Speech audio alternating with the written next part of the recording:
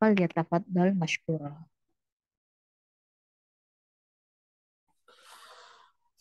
بسم الله الرحمن الرحيم. الحمد لله. الحمد لله حمدا كثيرا طيبا مباركا فيه كما يحب ربنا ويرضاه. أشهد أن لا إله إلا الله وحده لا شريك له. أشهد أن محمدا عبده ورسوله. اللهم صل على محمد وعلى آل محمد كما صليت على إبراهيم وعلى آل إبراهيم إنك حميد مجيد. وبارك على محمد وعلى آل محمد كما باركت على إبراهيم وعلى آل إبراهيم إنك حميد مجيد. Akhwati fid din, ummahat yang semoga senantiasa dirahmati Allah Subhanahu wa taala. Akhwat, saudari-saudari yang Allah Subhanahu wa taala pilih untuk menjadi orang-orang yang belajar Al-Qur'an. Ahlan wa sahlan bikum wa bikunna. Selamat datang di salah satu dari teman-teman surga, yang dimana Rasulullah Shallallahu Alaihi Wasallam menyatakan bahwasannya setiap majelis ilmu yang ada di dunia ini adalah merupakan taman-taman surga. Sebuah taman yang di dalamnya terdapat orang-orang saleh, para wali-wali Allah, dan bahkan malaikat-malaikat Allah Subhanahu wa taala turun khusus untuk melihat dan memperhatikan apa yang terjadi di majelis-majelis ilmu tersebut. Malaikat-malaikat yang Allah Subhanahu wa taala sengaja ciptakan dan tugaskan khusus untuk mencari majelis-majelis ilmu. Sehingga nanti ketika para malaikat tersebut turun, ketika selesai tugas mereka dan mereka mendapati ada majelis-majelis ilmu di permukaan bumi ini, mereka akan duduk menyimak apa yang disampaikan dari qala Allah, qala Rasul sallallahu alaihi wasallam, dan melihat juga orang-orang yang duduk di majelis tersebut, apa yang mereka inginkan, apa yang mereka takutkan, apa yang mereka harapkan, apa saja permintaan-permintaan orang yang duduk di majelis. Semuanya mereka akan catat, dan setelah selesai tugas mereka kembali kepada Allah Subhanahu wa taala, kepada Rabb yang memerintahkan mereka untuk turun. Tujuannya adalah untuk mengabarkan tentang apa yang terjadi di majelis-majelis ilmu tersebut. Sehingga terjadilah percakapan antara para utusan-utusan Allah ini dengan Rabb-Nya, Rabbul Izzati wal Jalalah. Para malaikat menyatakan pernyataan-pernyataan yang siapapun yang mendengarnya, siapapun yang membaca hadis ini, dia akan bersemangat untuk menuntut ilmu. Pada akhir hadis, Allah Subhanahu wa taala mengatakan, apa yang mereka inginkan dari surga akan aku berikan. Apa yang mereka takutkan dari neraka akan aku jauhi mereka dari api neraka tersebut. Dan juga Allah Subhanahu wa taala akan mengabulkan permintaan-permintaan setiap orang yang duduk di majelis ilmu. Bahkan bukan hanya orang-orang yang memang sengaja duduk di majelis ilmu, akan tetapi orang-orang yang tidak ada niatan untuk duduk di majelis ilmu, akan tetapi melihat adanya taman-taman surga, mereka ikut duduk. Orang-orang yang seperti ini pun akan mendapatkan keistimewaan yang disampaikan oleh Allah, oleh Rasulullah SAW. Mereka akan tetap mendapatkan pengkabulan atas permintaan dan harapan mereka. Mereka tetap akan mendapatkan perlindungan dari apa yang mereka takuti, dari neraka, dari azab-azab Allah Subhanahu wa taala. Ini merupakan satu motivasi besar yang diberikan oleh Rasulullah Shallallahu Alaihi Wasallam agar kita semakin semangat untuk duduk di majelis-majelis ilmu, terutama majelis-majelis ilmu yang berada di masjid-masjid Allah Subhanahu wa taala. Majelis-majelis ilmu yang offline, yang ada tatap mukanya. Ini lebih dikhususkan dan lebih ditekankan. Kemudian sebelum kita mulai kebersamaan kita bersama dengan Al-Imam An-Nawawi rahimahullah ta'ala, kita berikan satu kabar gembira lagi untuk orang-orang yang bersemangat untuk duduk di majelis ilmu. Terutama di majelis ilmu yang offline, ya. Dan semoga majelis ilmu yang online atau yang antum dengarkan dalam dari wasilah-wasilah yang Allah Subhanahu wa taala berikan juga termasuk di dalamnya. Sebuah athar dari Umar bin Khattab radhiyallahu taala anhu, bahwasanya beliau berkata, tidaklah satu orang dia keluar dari rumahnya menuju majelis-majelis ilmu. Kemudian dia duduk di majelis ilmu tersebut, melainkan ketika dia pulang, Allah Subhanahu wa taala sudah ampuni segala dosa-dosanya. Bagaimana ini bisa terjadi, ahibati fillah, akhwati fiddin? Ini bisa terjadi dikarenakan apa yang dia dapatkan dalam majlis-majlis ilmu tersebut, yang semakin mendekatkan dirinya kepada Allah, menumbuhkan rasa takutnya kepada Allah Subhanahu wa taala, mendekatkan dirinya kepada kalamullah, memahamkan dirinya terhadap apa yang Rasulullah SAW ajarkan dalam risalahnya. Kemudian dia kembali dari majlis tersebut dalam keadaan imannya semakin bertingkat, semakin bertambah, takwanya semakin menguat, tawakalnya kepada Allah Subhanahu wa taala semakin yakin. Inilah yang menjadikan setiap orang yang pulang dari majelis ilmu akan mendapatkan ampunan dari Allah Subhanahu wa taala. Maka kita berharap dengan nama Allah Subhanahu wa taala dan kita berdoa, semoga setiap orang-orang yang meluangkan waktunya untuk bermajelis ilmu, terutama majelis ilmu yang offline, yang ada di masjid-masjid yang bisa antum hadiri, yang bisa kita hadiri, kita harap semoga kita mendapatkan keutamaan yang disebutkan ini. Diampuni dosa-dosanya oleh Allah selama kita berada di majelis. Kemudian meningkatkan ma'rifat kita kepada Allah Subhanahu wa taala tentang asma, nama-namanya, tentang sifat-sifat Allah Subhanahu wa taala, sehingga menambahkan keimanan kita kepada Allah Subhanahu wa taala. Ahibati fillah, akhwati fiddin, azanallahu wa iyyakum. Kaifa halukunna? Semoga Allah Subhanahu wa taala menjaga kesehatan antuna semua, menjaga kesehatan keluarga antuna semua, anak-anaknya yang sedang sakit semoga diberikan kesembuhan oleh Allah Subhanahu wa taala. Ya, kalau ada keluarganya sedang sakit semoga diberikan kesembuhan oleh Allah Subhanahu wa taala. Dan siapapun dari kita yang sedang dirudung kesedihan, yang diberikan ujian, kesempitan, semoga Allah Subhanahu wa taala berikan kelapangan. Ahibati fillah, akhwati fiddin, azanallahu wa iyyakum. Sebelum kita memasuki kalimat-kalimat yang akan disampaikan oleh Imam Nawawi rahimahullah ta'ala,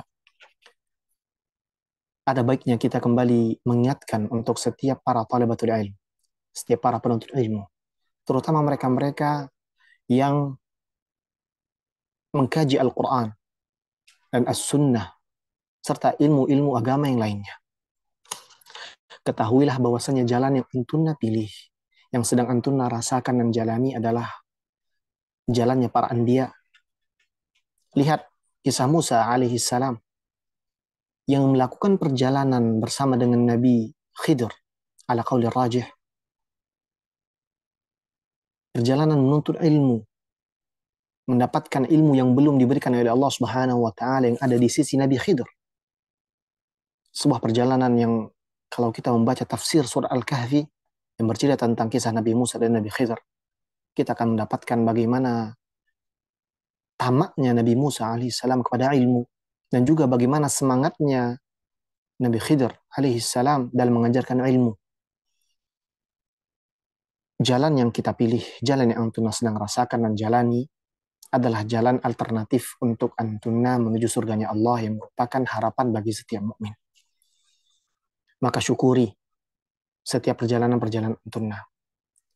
Dan ingat bahwa setiap perjalanan yang kita pilih ada aturan-aturannya. Setiap medan perang yang kita pilih ada syarat dan ketentuannya. Setiap harapan yang kita inginkan ada syarat-syarat sehingga kita bisa sampai kepada hal tersebut. Dan ada juga adab-adab yang mesti kita ketahui dan kita laksanakan sehingga kita benar-benar mendapatkan apa yang kita inginkan. Dalam talabul ilmi, Selain kita mengikhlaskan niat kepada Allah, kita juga kerjakan apa yang Rasulullah SAW ajarkan tentang adab-adab talabul ilmi. Salah satunya yang paling penting adalah sebagaimana yang Rasulullah SAW perintahkan, menulis ilmu yang didapatkan. Apa kata Rasulullah SAW tentang hal ini? Qayyidul ilma bil kitabah, kata Rasulullah. Ikat ilmu itu dengan menulis. Maka selagi masih ada waktu, 1 menit, ambil pensil, ambil penanya, untuk mencatat apa-apa yang akan disampaikan oleh Al-Imam An-Nawawi rahimahullah ta'ala. Semoga ilmu yang disampaikan oleh beliau ini bisa kita catat sebagai bentuk ibadah dan ittiba kita kepada Nabi Muhammad SAW. Kemudian bisa kita ulang, kemudian bisa kita ajarkan kepada orang-orang terdekat kita. Ya. Tunjukkan kita ini benar-benar sebagai seorang penuntut ilmu yang ingin benar-benar faham tentang bagaimana adab-adab seorang kepada kalamullah, pada ilmu agama yang mulia ini. Tampakkan, maksimalkan usaha kita ini di hadapan Allah Subhanahu wa taala. Semoga dengan hal tersebut ilmu yang kita dapatkan ini semakin bermanfaat, semakin berkah. Dan ini ditunjukkan oleh para salafun salih. Mereka menampakkan kegigihan mereka, ketulusan mereka, kejujuran mereka dalam menuntut ilmu, sehingga Allah Subhanahu wa taala berikan untuk mereka ganjaran ilmu yang bermanfaat. Ilmu mereka merubah karakteristik mereka dalam kehidupan sehari-hari. Dan kita semua tahu, dan sebagaimana sudah kita sampaikan pada banyak pertemuan, ini sebagai pengingat juga untuk pembicara juga, bahwasannya ilmu yang kita pelajari, tujuan ujungnya adalah menjadikan ilmu tersebut sebagai karakter utama dalam diri seorang penuntut ilmu. Adab-adabnya, rasa takutnya, rasa takwanya, tawakalnya kepada Allah, ini yang ingin diharapkan dan ini menjadi tujuan besar setiap kita belajar, setiap kita mempelajari bagaimana ilmu apapun itu, termasuk ilmu adab yang sedang kita baca ini. Maka maksimalkan, tampakkan di hadapan Allah Subhanahu wa taala bahwasanya kita ini benar-benar ingin belajar, sehingga Allah Subhanahu wa taala berikan nanti ilmu yang bermanfaat, yang ini merupakan tujuan ilmu itu dipelajari. Akhwati fi din, azanallahu wa iyyakum. Ahibati fillah, para ustadzah, para musyrifah, dan para talibat yang semoga Allah Subhanahu wa taala berikan kekuatan dan terus berada dalam keindahan talabul ilmi ini. Al-Imam An-Nawawi rahimahullah taala dalam kitabnya masih menceritakan tentang dan memberikan kepada kita pelajaran tentang bagaimana bentuk perhatian besar seorang guru kepada murid-muridnya. Kita ingatkan kembali dan kita sudah samakan persepsi kita bahwa kita semua adalah guru-guru untuk orang-orang terdekat kita. Apapun level kita sekarang ini, kita masih baru masuk halaqah kah itu, atau sudah masih jadi musyrifah kah itu, atau sudah jadi ustazah kah itu, apapun. Selama kita punya ilmu, kita dituntut dan diminta untuk menyampaikan ilmu tersebut sesuai dengan kadar yang kita miliki. Maka dari hal tersebut, kita samakan persepsi kita bahwa kita sama-sama seorang guru. Dan siapapun yang datang kepada kita untuk menuntut ilmu kita atau meminta diajarkan kepada kita, apapun ilmu yang kita miliki, maka mereka tersebut adalah murid-murid kita secara tidak langsung. Kita sudah samakan persepsi ini, bahwa pembahasan yang disampaikan oleh Al-Imam An-Nawawi rahimahullahu ta'ala di awal-awal kitab ini, yakni akhlak dan adab sebagai seorang pengajar, bukan hanya khusus untuk musyrifah, bukan hanya khusus untuk kepala-kepala halaqah, bukan khusus untuk ustaz-ustazahnya saja, tapi untuk kita semua. Kita adalah guru. Kalau bukan untuk orang lain, paling tidak untuk keluarga kita, bahkan untuk diri kita sendiri. Al-Imam An-Nawawi rahimahullah ta'ala masih bercerita dan membahas tentang betapa pentingnya perhatian seorang guru kepada muridnya. Pada pertemuan yang lalu, kita sudah baca dan kita sudah dapati dan terima wasiat dari Al-Imam An-Nawawi rahimahullah ta'ala tentang apa saja contoh dan bentuk-bentuk perhatian seorang guru pada muridnya. Contohnya adalah menasihatinya, kemudian memberikan perhatian lebih kepada kepada murid tersebut.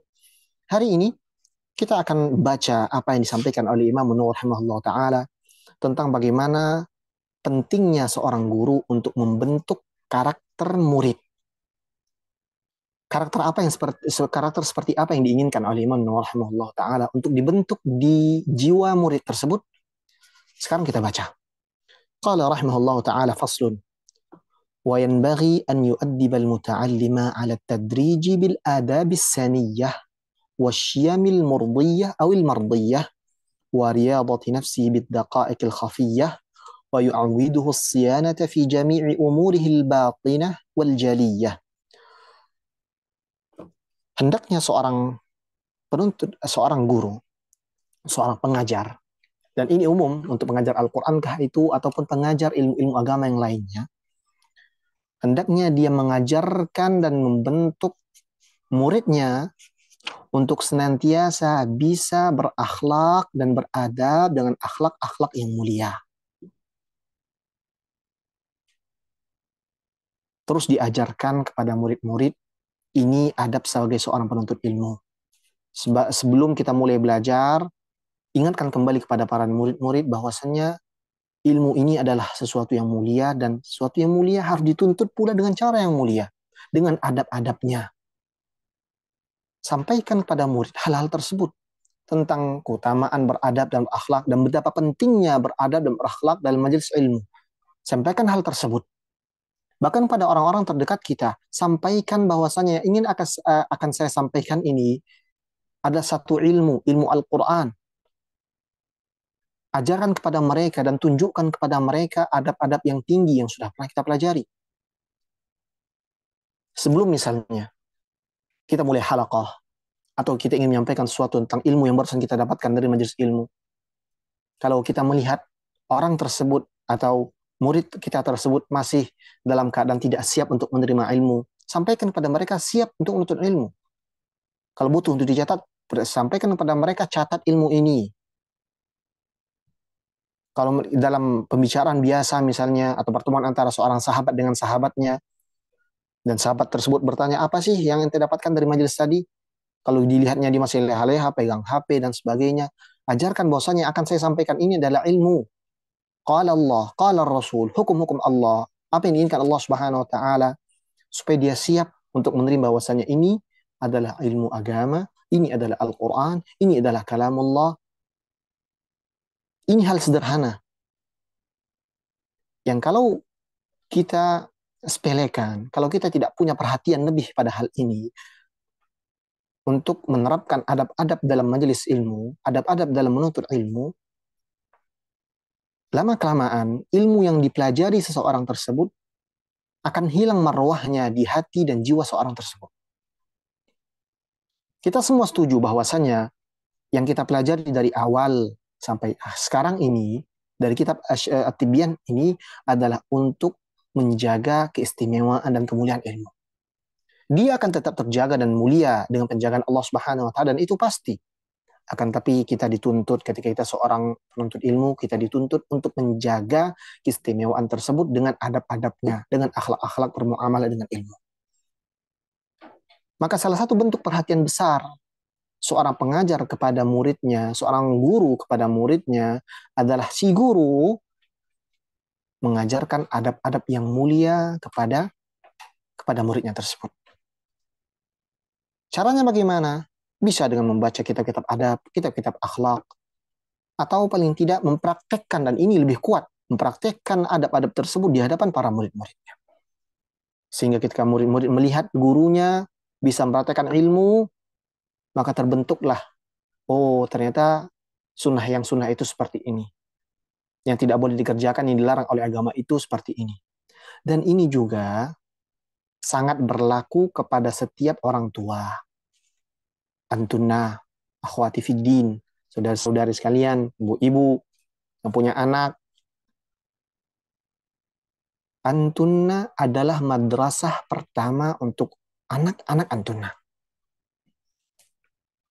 Maka ajarkan bentuk karakter anak itu, atau karakter murid secara umum, supaya dia tahu bagaimana memuliakan ilmu. Yang sangat disayangkan ahibati fillah wa tifiddin azinallahu wa iyyakum. Hari ini kita dapati bahwasannya bukan si anak yang tidak bisa menghargai guru, akan tetapi orang tua yang tidak membentuk dan tidak menanamkan anak untuk memuliakan ilmu dan para pemilik ilmu. Dan ini kejadian yang sangat disayangkan. Antunah, atau ibu-ibu yang punya anak di pesantren misalnya. Saya sarankan, kalau ada keluhan dari anak-anak yang ada di pesantren, atau di sekolah-sekolah manapun, tentang gurunya, jangan serta-merta ditelan mentah-mentah. Kan, tapi coba sampaikan bahwasanya guru ada seorang yang harus dihormati. Terutama kalau antuna dan anak-anak antuna berada di sekolah-sekolah agama yang mengajarkan Al-Quran, mengajarkan hadis-hadis, mengajarkan ilmu-ilmu agama yang lainnya. Tanamkan bahwasanya guru adalah seorang yang harus dihormati. Bukan zat gurunya, bukan individu gurunya yang menjadi keharusan untuk dihormati dan diagungkan. Akan tetapi ilmu yang berada dalam diri guru tersebut. Ini pentingnya kita menanamkan dan menumbuhkan rasa cinta seorang murid, rasa cinta seorang anak kepada ilmu, kepada para penuntut ilmu, kepada para pemilik ilmu. Tanamkan hal tersebut. Sampaikan hal-hal yang menjadikan anak dapat menghargai ilmu dan ahlinya. Ini adalah kewajiban. Karena ilmu yang dimiliki guru tersebut adalah ilmu yang Allah Subhanahu wa taala titipkan. Dan catatan yang penting juga, ajarkan kepada mereka bersabar atas apapun sikap guru selama tidak menyelisih Al-Quran dan Sunnah. Mungkin ada sebagian guru yang punya sifat sedikit pemarah. Asal tidak sampai memukul fisik, maka sampaikan kepada mereka bahwasanya guru tersebut menginginkan kebaikan. Ataupun dengan cara-cara yang antunna lebih mengetahui. Dan antunna lebih paham dengan anak-anak antunna. Yang disampaikan oleh Imam Nawawi rahimahullah ta'ala ini, walaupun zahirnya untuk para pengajar Al-Quran, kemudian untuk para pengajar ilmu, para guru, ini sangat berlaku min babi aula untuk para ibu, untuk para orang tua, untuk bisa menumbuhkan dan membangun karakter anak yang faham kedudukan ilmu tersebut. Qala Allah wa qala Rasul. Dan bagaimana para sahabat ridwanullahi alaihim ajma'in. Begitu yang diajarkan oleh Rasulullah SAW.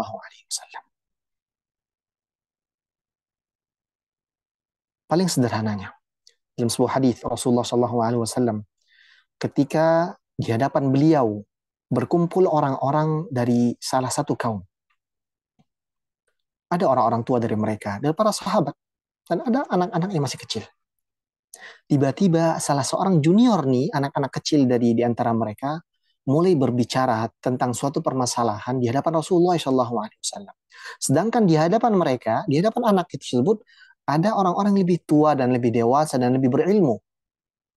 Rasulullah SAW di tempat tersebut, di waktu tersebut, langsung menegur, ini anak. Apa kata Rasulullah SAW? Liyabda'il akbar. Hendaknya yang mulai bicara itu orang yang lebih besar. Besar secara umur, secara ilmu. Ini bentuk pengajaran Rasulullah SAW untuk membangun karakter si murid, karakter si anak, karakter sahabat-sahabatnya untuk memuliakan dan beradab dengan akhlak yang tinggi. Membangun karakter ini adalah satu PR besar kita, ahibati fillah. Menggunakan narasi-narasi yang baik, narasi-narasi yang dapat membangun dan menguatkan kerendahan hati seorang di hadapan ilmu, di hadapan Allah, di hadapan hadis-hadis Rasulullah SAW. Dan tentunya ini tidak bisa langsung simsalabim langsung jadi. Ada proses. Dan salah satu proses yang paling fundamental dan paling sakral dalam proses ini adalah kita sebagai seorang guru. Prakteknya diperlihatkan. Bagaimana kita memuliakan para guru-guru kita. Memuliakan ilmu. Memuliakan kalamullah. Memuliakan Al-Quran. Bahkan mushafnya juga kita muliakan. Ini salah satu hal penting dalam proses membentuk karakter seorang murid tersebut. Ini yang ingin disampaikan oleh Imam Nawawi rahimahullah ta'ala. Hendaknya seorang guru mengajarkan murid-muridnya untuk beradab dengan adab-adab yang tinggi.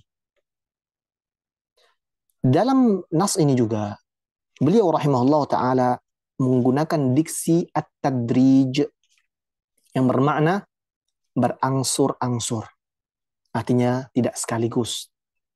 Tidak semua yang kita inginkan terjadi pada murid kita tersebut langsung bisa jadi, simsalabim jadi langsung. Kan tapi butuh proses. Ya, salah satu proses yang penting tadi adalah memperlihatkan dan mempraktekkan ilmu di hadapan murid-murid tersebut. Kemudian beliau mengatakan wasyamul mardiyah, dan akhlak-akhlak yang diridhai. Diridhai oleh siapa? Oleh agama. Yang diridhai oleh siapa? Oleh Allah dan Rasulnya. Sampaikan kepada murid-murid kita, anak-anak kita, bahwasannya hal ini diridhai oleh Allah. Hal ini tidak disukai oleh Allah Subhanahu wa taala. Sampaikan apa yang dilarang Allah. Sampaikan apa yang diinginkan oleh Allah Subhanahu wa taala dan Rasulnya. Bentuk karakter murid tersebut. Kemudian beliau melanjutkan wariyadati nafsihi biddaqa'iqil khafiyah, dan sampaikan juga kepada murid untuk senantiasa memperhatikan hal-hal yang kecil, hal-hal yang halus dalam dirinya, yakni niat. Sampaikan juga pada murid bahwasanya setiap kita ingin belajar, perhatikan lagi niat kita, perhatikan lagi apa yang kita inginkan dari belajar ini. Ya. Dibangun karakter ikhlas dalam diri murid tersebut. Dan ini tidak akan berhasil kecuali atas rahmat Allah Subhanahu wa taala yang pertama, dan atas taufik Allah Subhanahu wa taala. Kemudian yang kedua, tidak akan berhasil dia kecuali ketika seorang guru tersebut sudah mempraktikkan ilmu tersebut. Kaidah para ulama menyatakan faqidus syai'i la yu'ti. Orang yang nggak punya apa-apa, dia nggak bisa ngasih. Orang yang nggak punya fulus, dia nggak bisa sedekah. Orang yang nggak punya ilmu, dia nggak bisa mengajar. Nggak dibolehkan mengajar. Gimana untuk orang-orang yang dia sendiri belum berusaha, belum bisa maksimal. Kita tidak katakan belum berhasil. Kita katakan dia belum berusaha maksimal untuk mempraktekkan ilmu dalam dirinya. Bagaimana ia harapkan murid-murid tersebut bisa mendapatkan faedah dari apa yang dia sampaikan. Walaupun fasal ini adalah fasal bagaimana seorang murid, seorang guru memberikan nasihat dan membentuk karakter murid. Akan tetapi asas dari pembentukan ini adalah untuk guru tersebut, untuk kita semua. Sebelum kita memulai untuk membentuk seseorang, maka bentuk dulu di dalam diri kita. Ini yang diinginkan oleh Imam An-Nawawi rahimahullah ta'ala. Kemudian beliau lanjutkan wa yu'awwiduhu siyanata fi jami'i umurihi al-batinah wal jaliyah. Kemudian hendaknya seorang guru tersebut membiasakan murid-muridnya membentuk karakter untuk senantiasa memperbaiki umuran atau perkara-perkara batin dan perkara-perkara zahir dari amalan-amalan muridnya tersebut. Artinya, bentuk di diri murid, terutama di diri kita, lebih dahulu, karakter dan kebiasaan muhasabah, introspeksi, dalam hal apapun. Dalam muamalah, dalam proses belajar mengajar. Dan ini penting, ahibati fillah. Kita berikan contoh. Sebelum misalkan kita sedang belajar dalam satu halaqah, hendaknya seorang guru menyampaikan kepada murid-muridnya atau kepada anaknya. Seorang orang tua menyampaikan kepada anaknya. Anaknya pulang sekolah, sampaikan apa yang anta dapatkan atau apa yang dia dapatkan dari dari belajar tadi.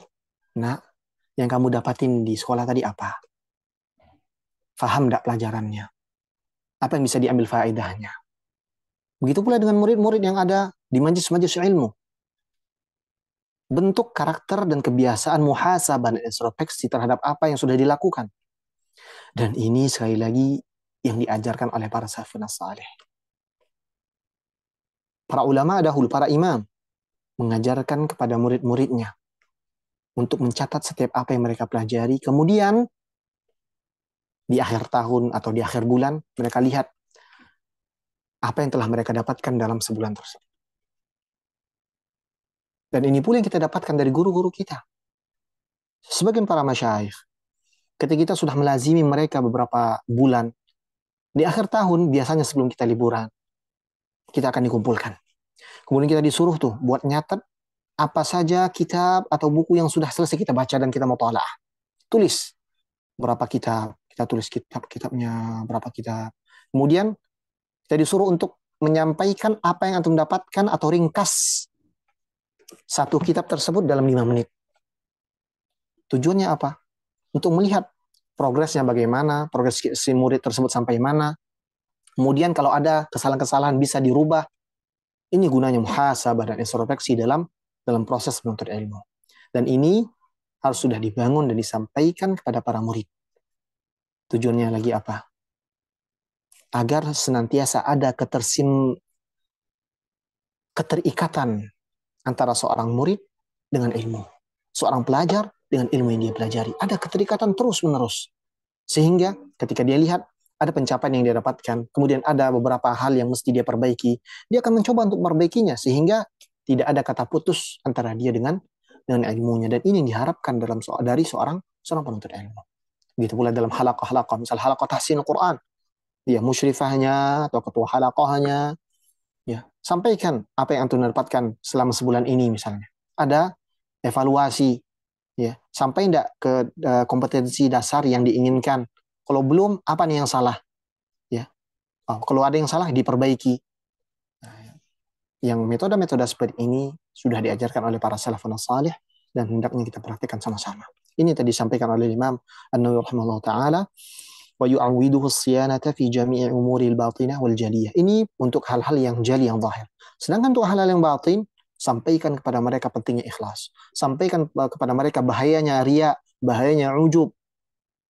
Sampaikan hal tersebut dan bangun tadi karakter ikhlas dalam diri murid-murid. Dan min babi aula dalam diri kita sendiri, seorang pengajar. Karena tanggung jawab kita lebih besar. Selain kita menyampaikan, kita juga nanti akan kelak dimintai pertanggungjawaban kita terhadap apa yang kita sampaikan, apa yang kita berikan kepada murid-murid kita. Kemudian beliau melanjutkan, wa yuharriduhu bi aqwali wa af'ali mutakarrirat 'ala al-ikhlas was sidq.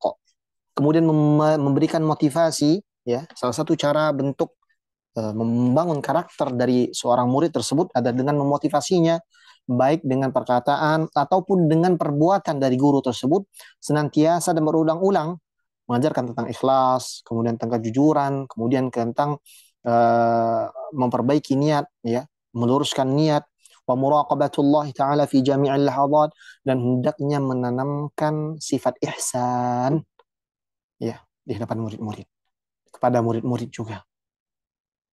Muraqabatullah, senantiasa merasa diawasi Allah Subhanahu wa taala. Dan ini bagaimana bisa terjadi dalam proses belajar mengajar kita atau proses mendidik kita, entah itu murid atau anak-anak, yaitu dengan mengkaitkan segala apa yang kita lakukan dengan apa yang Allah Subhanahu wa taala sudah berikan dan sudah Allah Subhanahu wa taala siapkan. Misalnya dalam keseharian kita dengan murid, dengan anak-anak lah misalnya.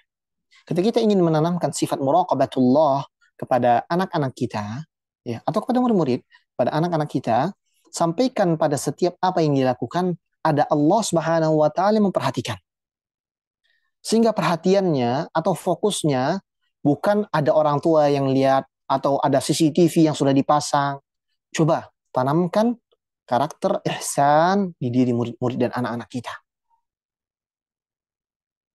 Nak, ibu mau pergi ke pasar sebentar, misalnya. Tolong di rumah saja ya, belajar. Karena besok ada ujian misalnya. Belajar, jangan main HP. Ingat, Allah Subhanahu wa taala lihat. Dan Allah Subhanahu wa taala tidak suka orang yang bohong.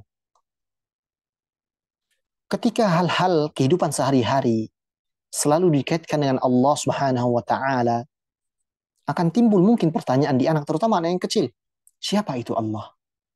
Bagaimana Allah Subhanahu wa taala memperhatikan kita? Maka sampaikan dengan jelas bahwasanya Allah Subhanahu wa taala adalah yang ciptain kita, yang akan senantiasa memperhatikan gerak-gerik kita, dan kelak kita akan dipertanggungjawabkan di hadapan Allah Subhanahu wa taala. Kalau sudah ada koneksi bahwasanya setiap apa yang dilakukan anak tersebut diperhatikan oleh Allah Subhanahu wa taala, maka akan timbul ya jiwa ihsan di dalam diri murid atau anak tersebut. Dan ini butuh proses dan ini tidak mungkin bisa. Karenanya Al-Imam Nawawi rahimahullah taala menyampaikan diksi bitadrij tadi. Ada proses.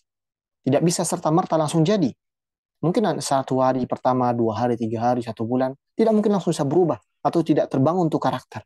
Kan tapi kalau sudah bertahun-tahun, ya, sebagian kita, ya, mungkin Antuna juga merasakan bahwasanya pendidikan yang dahulu diberikan oleh orang tua kita tidak terasa langsung pada waktu tersebut.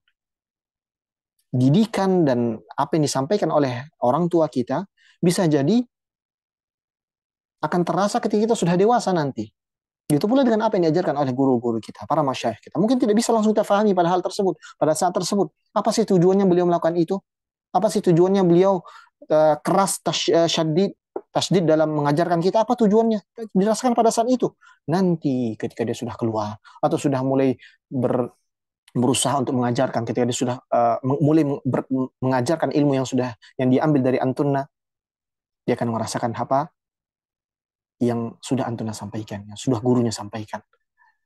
Ini yang diinginkan oleh Imam Nawawi rahimahullah taala, membentuk karakter murid dengan proses bitadrij, berangsur-angsur, tidak bisa sekali jadi. Ya, semuanya ada prosesnya. Tetap kita bertawakal kepada Allah, berusaha semaksimal mungkin sebagai seorang guru, sebagai seorang ayah, sebagai seorang ibu untuk memberikan dan membangun karakter di diri anak tersebut. Kemudian beliau rahimahullah taala melanjutkan, wa yu'arrifuhu anna lidzalika tanfathihu 'alai anwarul ma'arif. Ini tujuannya. Setelah semua tadi yang disampaikan, bagaimana membangun karakter ikhlas, karakter muraqabatullah, membangun karakter introspeksi, muhasabah. Tujuannya apa? Sampaikan juga kepada murid bahwasanya tujuan dari itu semua, ini dia. Sampaikan kepada murid bahwasanya semua yang dilakukan, kalau benar-benar dilaksanakan, tanfatihu alaihi anwarul ma'arif. Akan dibukakan oleh Allah Subhanahu wa taala seluruh pengetahuan. Allah Subhanahu wa taala berfirman, "Wattaqullah wa yu'allimukumullah." Bertakwalah kepada Allah Subhanahu wa taala. Takwa dalam artian senantiasa menjaga keikhlasan, menjaga muraqabah kepada Allah fi sirri wal alan. Kemudian beradab dengan adab-adab yang sudah diajarkan. Wattaqullah wa yu'allimukumullah. Bertakwalah kepada Allah. Allah Subhanahu wa taala akan ajarkan kepada kalian, akan berikan ilmu kepada kalian. Kalau mau sukses, nak, akhwati, ahibati fillah, ikhwani fiddin, murid-murid sekalian, kalau antuna mau sukses dalam belajar, bertakwa kepada Allah. Membangun karakter takwa. Wa yu'allimukumullah. Allah Subhanahu wa taala akan memberikan ilmu dan bukakan pintu-pintu ilmu di hadapan antum, di hadapan antunna, di hadapan kalian. Sampaikan hal tersebut. Ini tujuannya. Supaya jendela-jendela ilmu yang tadi tertutup dengan takwa menjadi terbuka. Adab yang baik, ikhlas, muhasabah, bertakwa kepada Allah. Tujuannya, tanfatihu alaihi anwarul ma'arif. Akan dibukakan cahaya-cahaya pengetahuan. Ini senada pula dengan apa yang disampaikan oleh Al-Imam Waqi', salah seorang gurunya Imam Syafi'i rahimahullah ta'ala. Ketika beliau rahimahullah mengadu kepada gurunya tersebut tentang lemahnya beliau dalam menghafal. Apa kata beliau? Kata gurunya kepada Imam Syafi'i, pada kata Waqi', tinggalkan maksiat, bertakwa kepada Allah. Karena ilmu ini cahaya, dan cahaya Allah Subhanahu wa taala tidak akan diberikan kepada orang-orang yang bermaksiat kepada Allah Subhanahu wa taala. Apa artinya? Bertakwa kepada Allah, Allah akan bukakan ilmu. Kalau ada di antara kita yang sulit dalam menerima pelajaran, perhatikan amal-amal kita seharian kita. Mungkin ada maksiat yang masih kita kerjakan. Dan ini juga perlu disampaikan kepada murid-murid. Jangan ketika kita melihat murid kita lemah dalam pelajaran, jangan langsung serta-merta, coba makan ini, coba konsumsi ini untuk menguatkan hafalan, atau coba murojaah terus untuk menguatkan hafalan. Sampaikan dahulu, perhatikan amalan antum, perhatikan amalan-amalan yang kamu kerjakan keseharian. Kalau mau dibukakan pintu untuk menghafal, untuk mempelajari, memahami sesuatu, perhatikan hal tersebut. Wattaqullah wa yu'allimukumullah. Bertakwa kepada Allah. Ketika karakter takwa sudah bisa terbentuk, wa yu'allimukumullah, akan terbuka dan Allah Subhanahu wa taala akan bukakan pintu ilmu-ilmu tersebut. Kemudian beliau mengatakan, wa yansharihu sadruhu, dan hati akan lapang ketika sudah diamalkan tuh. Sudah terbentuk karakter takwa, karakter lapang dada tadi, karakter tawakal kepada Allah Subhanahu wa taala, dan karakter muhasabah. Dia akan lapang dada. Dia akan menerima kritik apapun, dia akan menerima sikap apapun yang keluar dari kita, dari sebagai guru misalnya, karena dia tahu bahwasanya tujuan dia adalah menuntut ilmu. Tujuan dia adalah memahami kalamullah, tujuan dia adalah memahami hadis-hadis Rasulullah sallallahu alaihi wasallam. Dia akan lapang dada. Ya, bukan lapang dada bermakna engge atau taklid buta kepada gurunya, tidak. Tapi dia faham bahwasannya apa yang disampaikan gurunya adalah kebenaran, maka dia harus terima kebenaran tersebut. Selama memang benar dan terbukti benar. Kemudian beliau mengatakan, wa tafajjaru min qalbihi yanabi'ul hikami wal lataif. Ini lagi salah satu athar, salah satu hasil dari pembentukan karakter tadi. Karakter takwa, karakter ikhlas, karakter muhasabah, karakter apa lagi tadi? Ya, karakter takwa, tawakal kepada Allah Subhanahu wa taala. Apa kata beliau? Ketika ini sudah terjadi dan karakter tersebut sudah terbentuk, yanfajiru min qalbihi yanabi'ul hikam wal lataif. Akan terpancarlah dari dirinya, dari murid tersebut, cahaya-cahaya hikmah. Dan akan terbukalah permasalahan-permasalahan yang rumit, yang tidak bisa difahami, akan terbuka di hadapannya. Akan tampak di dalam dirinya karakter ilmu tersebut, dan inilah tujuan kita belajar. Wa yubarik lahu fi ilmihi wa halih. Dan setelah karakter tersebut terbentuk, apa lagi yang akan diberikan oleh Allah Subhanahu wa taala? Allah Subhanahu wa taala akan memberikan keberkahan kepada ilmunya dan kepada kesehariannya, kepada dirinya, kepada umurnya. Kalau apa tadi? Kalau karakter takwa sudah terbentuk di dalam diri seseorang. Dan sebagai bentuk nasihat, sebagai bentuk perhatian besar seorang guru kepada muridnya, dia sampaikan hal-hal ini. Dia bukakan hal dan rahasia-rahasia ini. Ini adalah kunci suksesnya para ulama. Akhwati fiddin, fillah. Kemudian beliau melanjutkan wa yuwaffaqu fi af'ali wa aqwalih. Ketika karakter ini sudah terbentuk, Allah Subhanahu wa taala akan berikan taufik pada setiap apa yang dia kerjakan dan apa yang dia katakan. Ahmadillah. Ilmu ini akan menjadi cerminan apa yang disampaikan seseorang dan apa yang dikerjakan seseorang. Para salaf dahulu, ketika mereka baru belajar ilmu, akan tampak bekas ilmu tersebut dalam keseharian mereka, terutama pada salatnya. Tampak pada kekhusyuannya, pada adabnya, athar ilmu tersebut langsung tampak. Dan ini merupakan tanda ilmu yang bermanfaat. Bagaimana ini terjadi? Ini bisa terjadi ketika ilmu tersebut sudah menjelma menjadi karakter dalam kehidupan dan jiwa seseorang.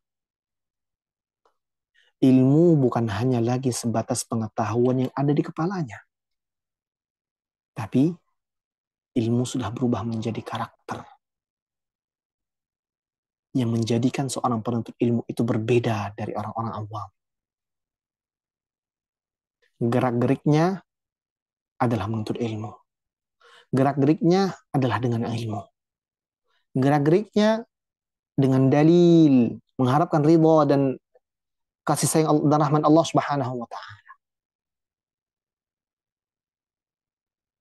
Ilmu sudah menjadi karakter di dalam dirinya. Sehingga tidaklah kita lihat dari orang-orang yang berilmu tersebut kecuali apa yang Allah Subhanahu wa taala ridhai dan apa yang Allah Subhanahu wa taala cintai. Gimana caranya? Bitadarruj. Dengan proses. Yang semua disampaikan oleh beliau ini, rahmati fillah, khawati fiddin, tentang membangun karakter murid, tidak bisa terjadi, kalau bukan karena haraman Allah, tidak bisa terjadi kecuali ketika seorang guru tersebut sudah mempraktikkan hal tersebut dalam dirinya. Artinya, dia sudah bangun karakter tersebut dalam dirinya. Paling tidak, dia berusaha maksimal untuk senantiasa membangun karakter ikhlas, karakter takwa di dalam dirinya tersebut. Ini yang diinginkan oleh Imam Nawawi rahimahullah ta'ala dalam pembahasan atau fasal yang kedua ini. Barakallahu fikunna. Saya rasa sudah cukup sesi materi kita pada petang hari ini. Semoga Allah Subhanahu wa taala membalas kebaikan ibu-ibu sekalian.